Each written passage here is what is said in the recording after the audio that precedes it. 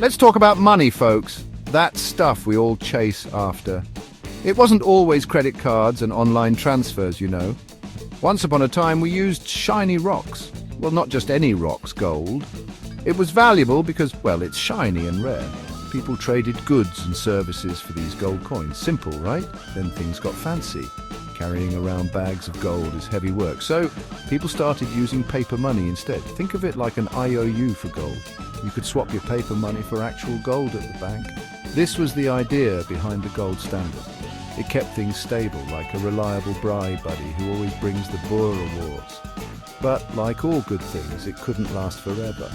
Governments decided they wanted more flexibility. They wanted to print more money than their gold reserves allowed. This brings us to the wild world of fiat currency. For a while there, gold was the main man, the big cheese, the big kahuna of money. From around the 1870s to the early 1900s, most countries were on this gold standard thing. It meant their paper money was directly linked to a specific amount of gold. This system provided some much-needed stability. Think of it like this.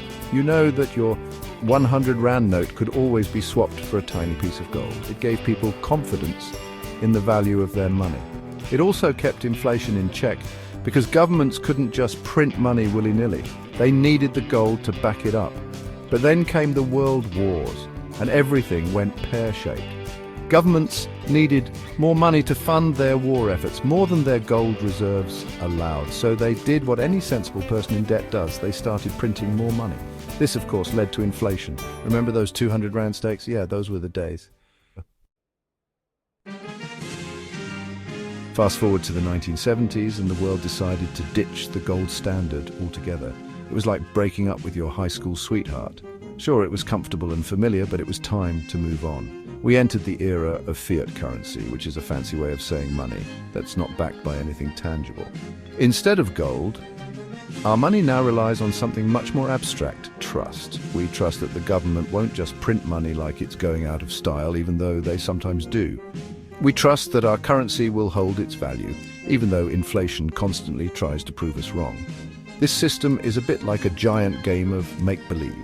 We all agree that these pieces of paper and digital numbers have value because, well, everyone else believes it too. It's all built on faith in the economy and the government. Here's the kicker. Most people don't really understand how this whole fiat money thing works. They go about their lives swiping their cards, not realizing that their money's value is essentially based on a collective delusion. Don't get me wrong, it's a delusion that works for now, but what happens when that trust erodes? What happens when people start to question the value of their money? Well, that's when things can get a bit hairy. This is where gold comes back into the picture. Gold, unlike fiat currency, has intrinsic value. It's a tangible asset that's been a store of wealth for centuries. Investing in gold bullion can be a way to diversify your portfolio and potentially protect yourself from the whims of the fiat money system.